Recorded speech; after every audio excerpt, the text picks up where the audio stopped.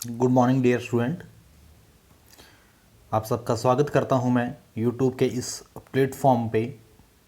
और आज हम डिस्कस करने वाले हैं क्लास 10th में lesson number first, the rise of the nationalism in Europe. Already इस चैप्टर के मैं एक वीडियो आपको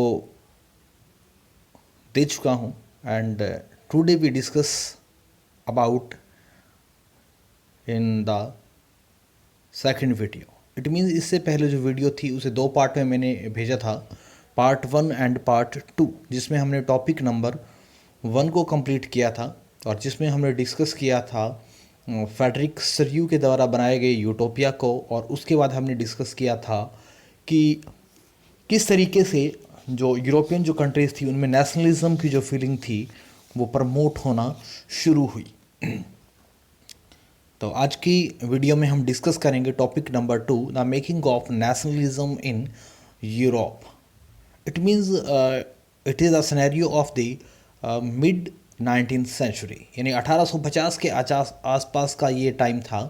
और इसके अकॉर्डिंग अगर हम देख पा रहे हैं जिस टेबल में, तो जो यूरोपियन जो सोसाइटी थी वो किस तरीके से डिवाइड थी, किस तरीके से उनका डिवीज़न था, उसे हम समझने की कोशिश करेंगे। अब हेडिंग देख पा रहे हैं, empire, countries, type of rules, language and special feature. Empire की बात करें तो Germany, Italy and Switzerland empire में कंट्रीज जो थी जर्मन, इटली और स्विट्ज़रलैंड। टाइप्स ऑफ रूल्स की बात करें तो ऑटोनोमस रूल्स की बात हुई, यानी स्वायत्त या आज़ाद नियमों की बात की गई। लैंग्वेज बहुत सारी थी, कोई भी एक प्रॉपर लैंग्वेज फॉलो नहीं की गई थी, सो यहाँ कोई भी लैंग्वेज नहीं लिखी गई। Special feature, divide into kingdoms, duchies and cantons. It means यहाँ जो एम्पायर था उसे दो पार्ट्स में डिवाइड किया गया, one is duchies and second one is Cantos.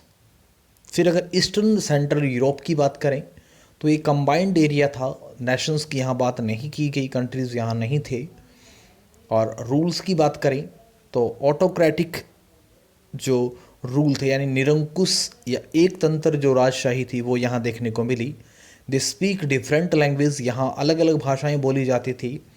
Diverse peoples were living, people belongs to different ethnic group, यानी अलग अलग तरीके के यहाँ लोग रहते थे, अलग अलग उनका वंश था, यानी जातीय जो संरचना थी वो अलग अलग थी। 4 different regions and groups in Habsburg empire. कि नाउ वी टॉक अबाउट या we move toward the Habsburg empire. It is divide into 4 region, और इन 4 रीजन्स के बारे में हम बात करेंगे। The region first, Alpine region. अगर इस एरिया की बात करें, Austria, the Switzerland and Bohemia, 3 इस एरिया में कंट्रीज आते थे। रूल्स की बात करें तो अरिस्टोक्रेसी, लैंग्वेज जर्मन। और इसके बाद स्पेशल फीचर्स की बात करें तो it was a patches work of different regions and people, यानी अलग अलग एरिया में according to the area wise लोगों के काम अलग थे। लोम्बार्डी की बात करें, अरिस्टोक्रेसी थी, लैंग्वेज इटालियन बोली जाती थी और स्पेशल कुछ फीचर था नहीं। हंगरी की बात करें तो कंट्री कोई नहीं था, एक कॉमन रीजन था ये। अरिस्टोक्रेसी टाइप यहाँ पे रूल था, लैंग्वेज कोई नहीं थी। Half of the people speak Magyar language and half spoke varieties of dialects. It means यहाँ आधी जो पॉपुलेशन थी वो मगयार लैंग्वेज बोलती थी और बाकी के जो लोग थे वो डिफरेंट डिफरेंट जो लैंग्वेजेस थी उनको स्पीक करते थे। गैलिक रीजन की बात करें तो कंट्री कोई नहीं था, अरिस्टोक्रेसी टाइप ऑफ रूल था, लैंग्वेज कोई नहीं थी and aristocratic people spoke polish language, यानी यहाँ जो लोग थे गैलिक रीजन में जो लोग थे उनके द्वारा पॉलिश लैंग्वेज बोली जाती थी। ठीक है, now we talk about the 4th region या 4th area. 3 dominate groups there also lived, a mass of subject peasants people, यानी इस एरिया के अंदर 3 ग्रुप रहते थे और उनमें सबसे अगर ज़्यादा की बात करें या इस एरिया को जनरली 3 पार्ट्स में बांटा गया। और तीनों पार्ट्स में कहीं ना कहीं जो पीजेंट्री जो लोग थे वो ज़्यादा थे। साउथ की बात करें, क्रॉस्ड इन द साउथ, और ईस्ट की बात करें, रोमाउंस टू द ईस्ट, यानी रोमाउंस थे वो ईस्ट पार्ट में थे। और क्रोनेलियस की अगर बात करें तो वहाँ स्लोवेन्स जो थे वो रहते थे। इट मीन्स अलग अलग पार्ट्स में अलग अलग लोग थे, और उसी को नीचे यहाँ डिफाइन किया गया है बहुत अच्छे से। Scenario of Europe before mid 18th century, conditions of Europe before the formation of the nation state, यानी यूरोप नेशन स्टेट बनने से पहले उसकी फॉर्मेशन क्या थी, कैसा स्टेट था ड्यूरिंग द मिड 18th या मिड 19th century.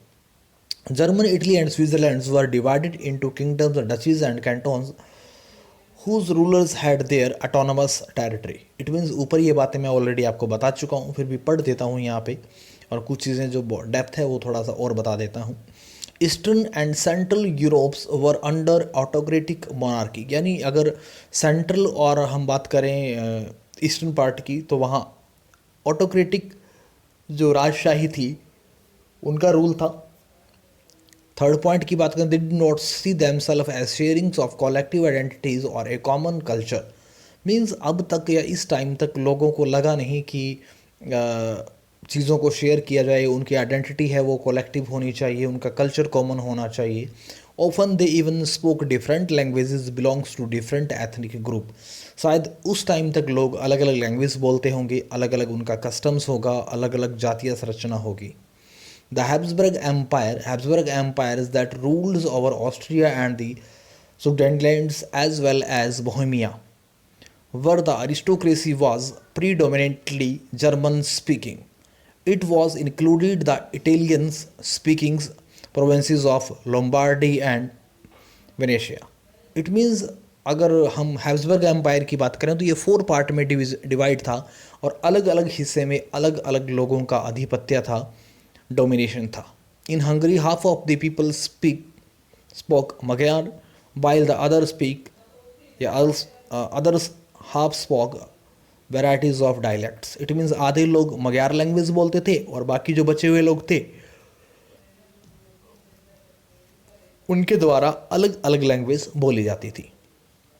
अब बात करते हैं गैलिक रीजन की, तो गैलिक रीजन जो थे वो पॉलिश लैंग्वेज स्पीक करते थे। Beside these 3 dominant groups, there also lived within the boundaries of the empire mass of subject peasant peoples, Bohemians and Slovaks to the north, Slovans and Carnelia, Crust and south, and the Romans to the east of Transylvania.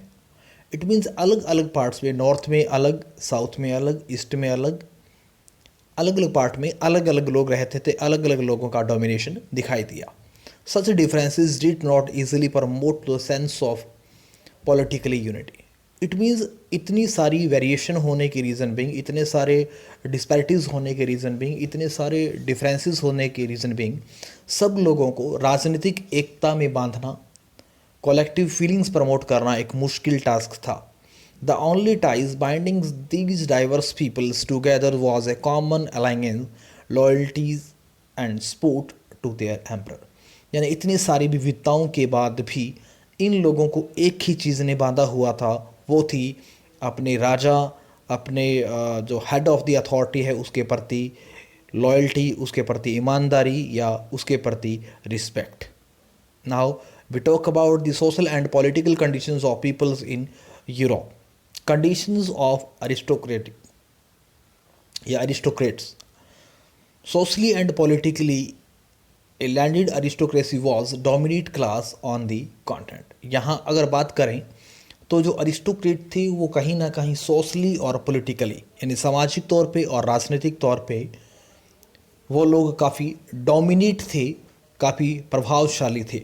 The members of this class were united by a common way of life that cut cross regional division. यानी यहाँ जितने भी members की बात की गई वो कहीं ना कहीं अपने आप में यूनिफाइड थे लाइफ के कुछ प्रिंसिपल्स को लेकर, कुछ नियमों को लेकर। They owned states in the country sides and town houses. यानी अगर बात करें तो वो कंट्री साइड्स में कुछ चीज़ों के मालिक थे, और इसके साथ साथ उनके जो घर थे वो टाउन एरिया में बने हुए थे। They speak French for purpose of diplomacy and in high society. It means उनकी बोलने की जो लैंग्वेज थी वो फ्रेंच लैंग्वेज बोली जाती थी, और कहीं ना कहीं वो कूटनीतिक तौर पे सोसाइटी में बहुत हाई थे, या ऐसा माना जाता था उस सोसाइटी में कि जो लोग फ्रेंच लैंग्वेज बोलते हैं वो रियल में हाई सोसाइटी से बिलोंग करते हैं।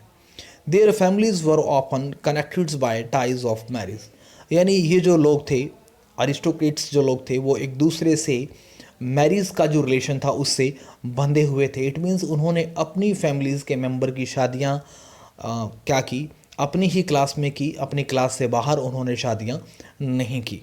The powerful aristocracy was how ever numerically A small group, यानी ये जो अरिस्टोक्रेट्स जो लोग थे, चाहे ये संख्या में कम थे, माइनॉरिटी में थे, but they were having a great power in the area of the France.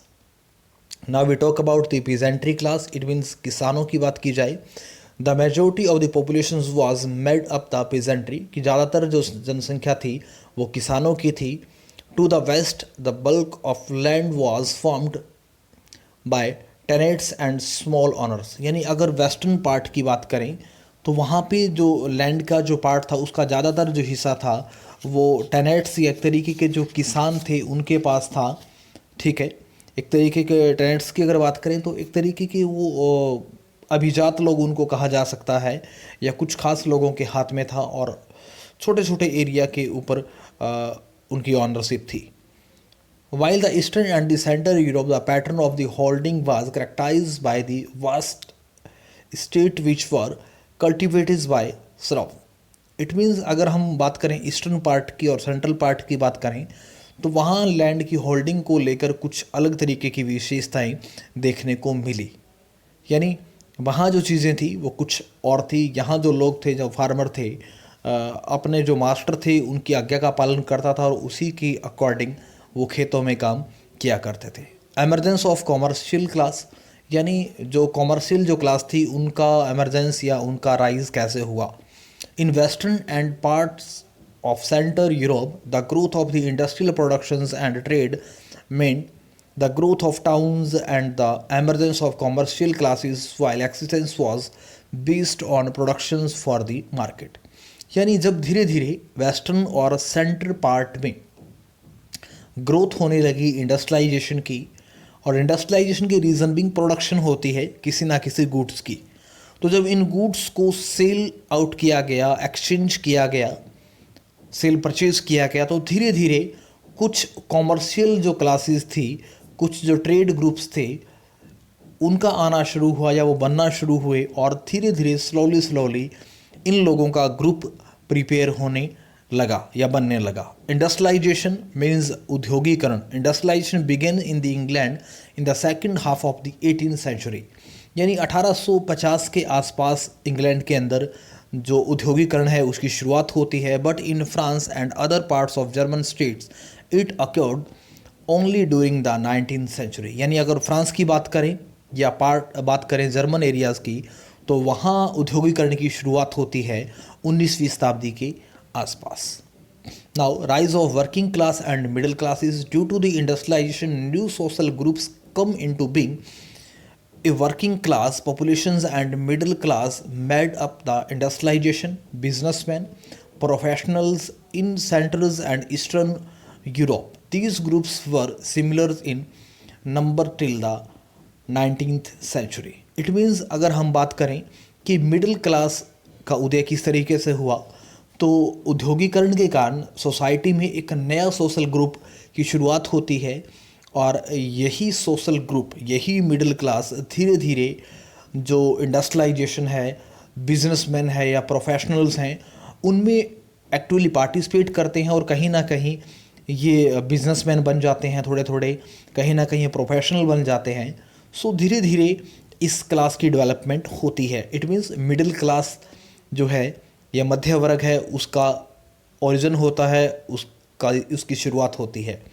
In Central and the Eastern Europe, these groups were similar in smaller in numbers till the late 19th centuries. यानी इन लोगों की बात करें तो central और जो eastern Europe था उसमें इन लोगों की संख्या ज़्यादा नहीं थी, ये ग्रुप में बहुत कम थे, बट धीरे धीरे 19वीं शताब्दी तक आते आते इनकी संख्या बढ़ने लगी।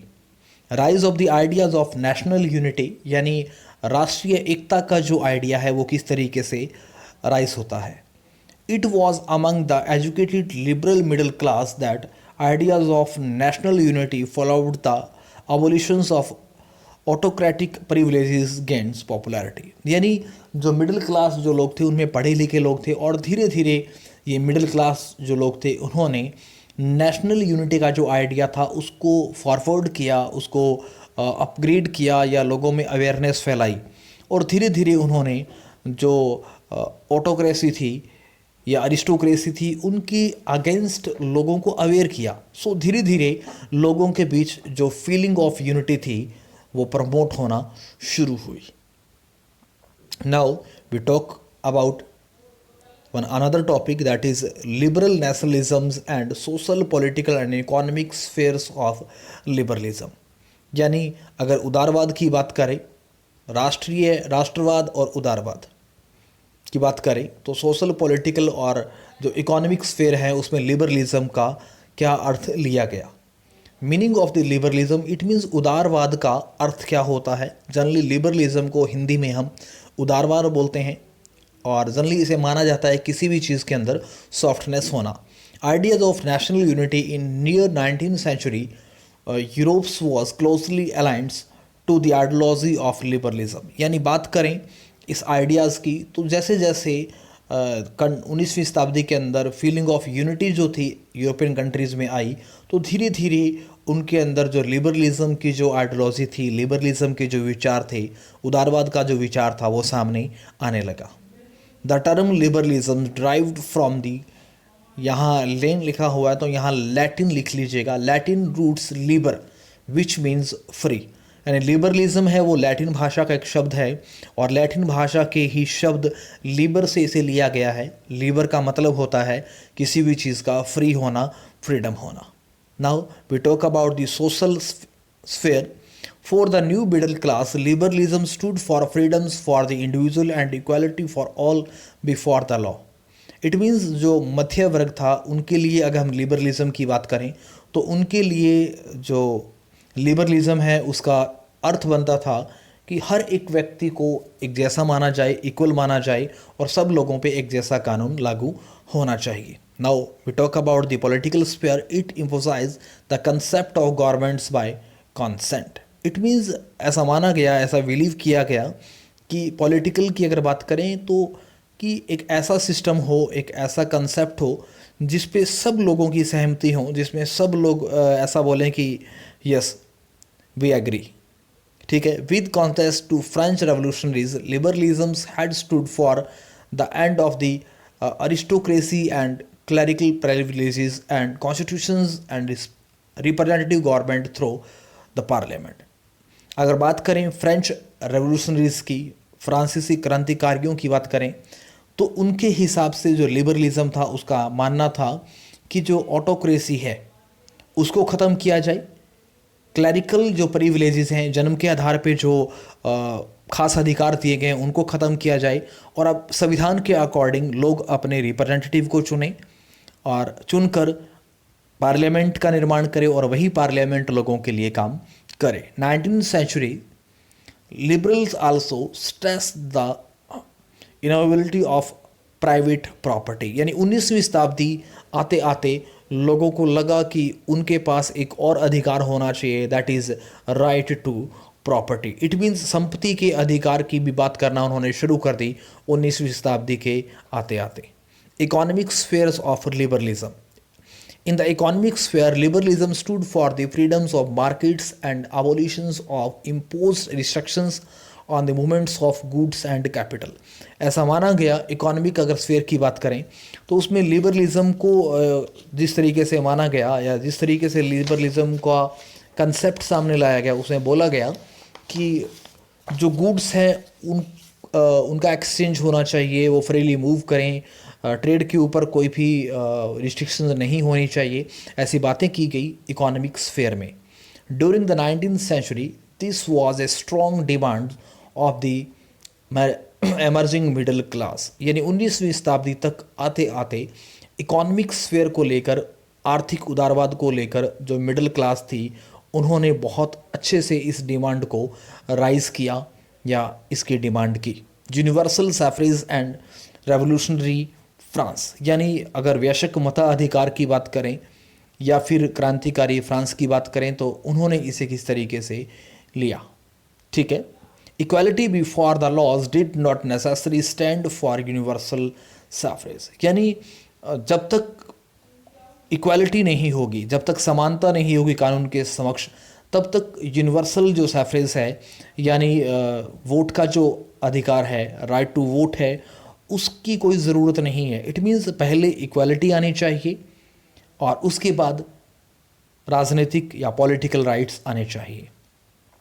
French revolution which mark the first political experiment on liberals democracy, the right to vote and get elected was guaranteed exclusively to property owners men, यानी फ्रांसीसी जो क्रांति थी वहीं से शुरुआत होती है या वहीं पे पहली बार पॉलिटिकल जो राइट्स थे उनका एक्सपेरिमेंट किया गया और कहीं ना कहीं वहाँ डेमोक्रेटिक जो लिबर्टी थी, डेमोक्रेटिक जो लिबरल जो आइडियाज़ थे उनको फॉरवर्ड किया गया और उसी के बिहाफ पे राइट टू वोट की बात की गई, इलेक्शंस की बात की गई, या ऐसा माना गया कि राइट टू प्रॉपर्टी का जो अधिकार था उसकी भी बात हुई।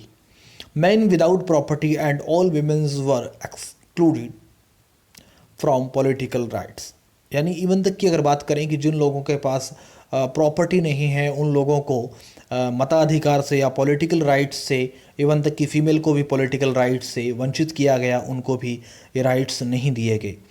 Only for a brief periods under Jacobins did all adults male enjoy suffrage, यानी सिर्फ कुछ टाइम के लिए जो जैकोबिन क्लब के सदस्य थे वहाँ इस बात को एडवोकेट किया गया कि सब लोगों को इक्वली जो राइट्स हैं वो प्रोवाइड किए जाएं by the constitutions, by the higher authority. But अगर बात करें उस टाइम के बाद, Napoleon could went back to limit suffrage and reduce women's to status of minor subject to the authority of father and husband. It means कि जब Napoleon civil code आया या नेपोलियन का जब राज आया तो जो यूनिवर्सल सैफ्रेज था या मताधिकार की बात करें उसे बहुत लिमिट कर दिया गया। इवन तक कि फीमेल्स की अधिकारों की बात करें या फिर कुछ दूसरी चीज़ों की बात करें तो उन्हें भी बहुत लिमिट कर दिया गया या उनके ऊपर बहुत सारी लिमिटेशंस इम्पोज कर दी गई by the Napoleonic civil code 1804। Throughout the 19th and the early 12th centuries, women's and non-repentant been organized opposition movements demanding equal political right, यानी 19वीं शताब्दी तक आते आते, ठीक है, 19वीं शताब्दी के और 20वीं शताब्दी की अगर हम बात करें शुरुआत की या लास्ट तक की बात करें तो उस टाइम तक जिन महिलाओं को अधिकार नहीं मिले, जिन मेल पर्सन को अधिकार नहीं मिले, तो उन्होंने अपने अधिकारों के लिए डिमांड करना शुरू कर दिया, उन्होंने अपने अधिकारों के लिए बात करना शुरू कर दिया। Problems in economic spheres of German speaking regions in the first half of the 19th century, यानी अगर बात करें 19वीं शताब्दी के हाफ की बात करें तो इकोनॉमिक जो स्फेयर था वहाँ जर्मन स्पीकिंग लोग थे या जर्मन स्पीकिंग जो एरिया था वहाँ कुछ प्रॉब्लम्स का सामना करना पड़ा, वहाँ कुछ एब्स्टैकल्स आए, obstacles of economic exchange and growth, यानी इकोनॉमिक जो एक्सचेंज जो थे या इकोनॉमिक जो ग्रोथ थी उसमें कुछ एब्स्टैकल्स, कुछ रिस्ट्रिक्शन देखने को मिली। Economic obstacles that the liberal nationalist wanted to overcome, यानी मेन जो ऑब्स्टेकल या मेन जो प्रॉब्लम थी वो ये थी कि लिबरल जो नेशनलिस्ट थे वो सारी चीज़ों को ओवरकम करना चाहते थे।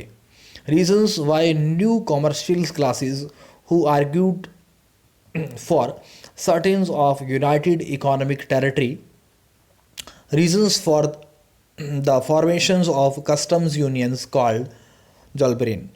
इट मीन्स कि धीरे धीरे चीज़ों को लेकर कॉजेज़ की बात की जाने लगी, रीज़न की बात की जाने लगी या इकोनॉमिक टेरिटरीज़ की बात की जाने लगी।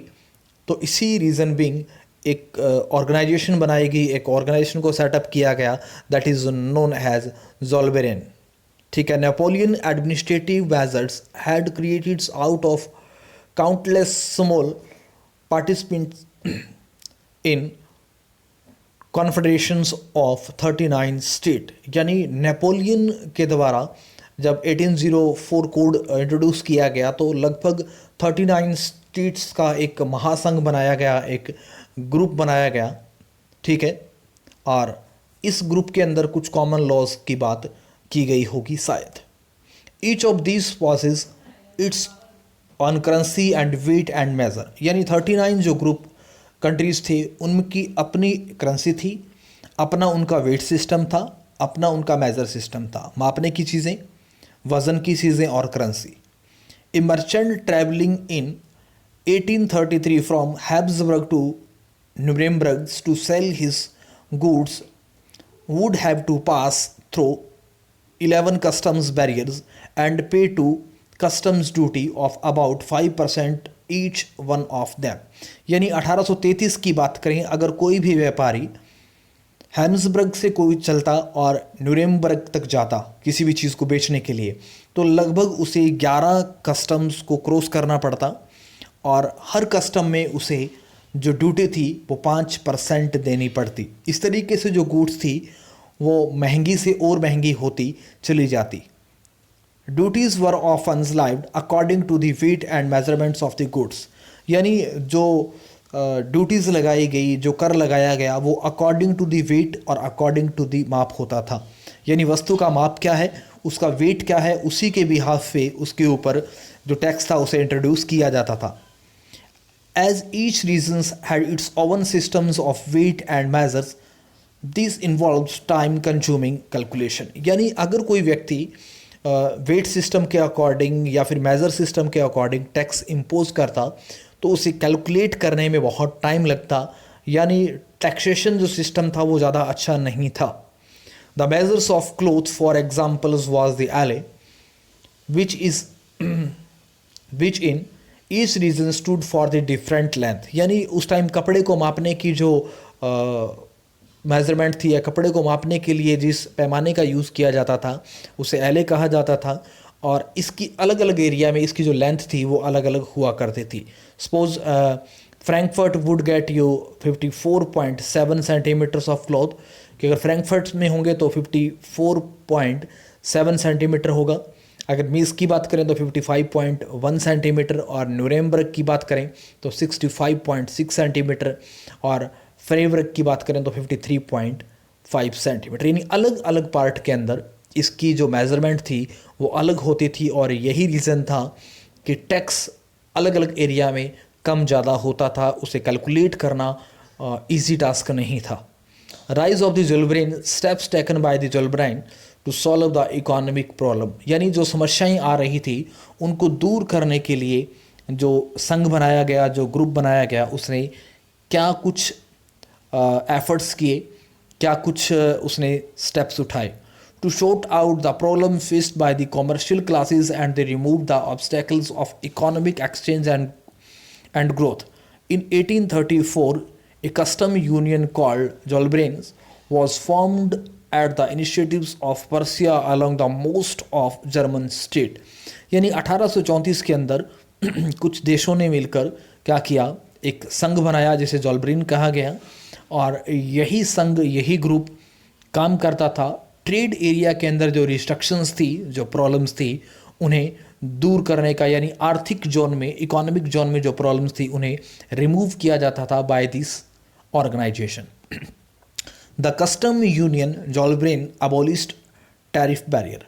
यानी जो जोल्बेरेन बनाया गया, जो संघ बनाया गया, ये अलग अलग एरिया के अंदर जो कस्टम्स थे, जो रीति थी, जो रूल्स थे, उनको रिमूव करने की बात की गई, उनको कम करने की बात की गई, या उनको कम किया गया by this organisations. Numbers of currencies operatings were reduced from over 30 to 2। यानी जो करेंसी पहले लगभग 30 हुआ करती थी, अलग अलग पार्ट में अलग अलग करेंसी, उनकी संख्या लगभग 30 थी, अब उसे रिड्यूस करके 2 कर दिया गया। इट मीन्स अब जो ट्रेड एरिया के अंदर जो करेंसी चलेगी उनकी संख्या सिर्फ 2 होगी, ना कि 30। The creation of the network of railways further stimulateds mobility, harnessing economic interest of national unification. यानी अब क्या हुआ कि रेलवेज जो था उसे और ज़्यादा अच्छे तरीके से सक्रिय कर दिया गया, या रेलवे जो ट्रैक्स थे उनको और ज़्यादा अच्छे तरीके से एक्टिव किया गया। इसके साथ साथ जो इकोनॉमिक एरिया के अंदर जो चीज़ें बाधित कर रही थी चीज़ों को, उनको ठीक करने की कोशिश की गई और चीज़ों को यूनिफाई करने की बात की गई, यूनिफिकेशन करने की बात की गई। A wave of economic nationalism strengthened the wider nationalist sentiment growing at that time. It means माना गया कि जो जोल्बराइन था उनके द्वारा एक तरीके के रूल्स की बात की गई, और कहीं ना कहीं उन सब चीज़ों ने जो आर्थिक जो नेशनलिज्म था उसको स्ट्रॉन्ग किया, उसको और ज़्यादा अच्छा किया। और इसी रीज़न बिंग कहीं ना कहीं लोगों के बीच द फीलिंग ऑफ नेशनलिज्म थी उसका ग्रोथ हुआ, the feeling of political liberalism था उसकी ग्रोथ हुई। तो आज की इस वीडियो में इतना ही। ज़्यादा लंबी वीडियो आई थिंक ठीक नहीं रहती, specially in history. Next time हम डिस्कस करेंगे रूढ़िवाद को या कंजर्वेटिज्म को। तो यूं ही मेरे यूट्यूब चैनल के साथ बने रहें। मेरे यूट्यूब चैनल को लाइक करना, शेयर करना और सब्सक्राइब करना बिल्कुल ना भूलें, ताकि ऐसी वीडियो आप सब लोगों को मिलती रहे। जय हिंद, जय भारत।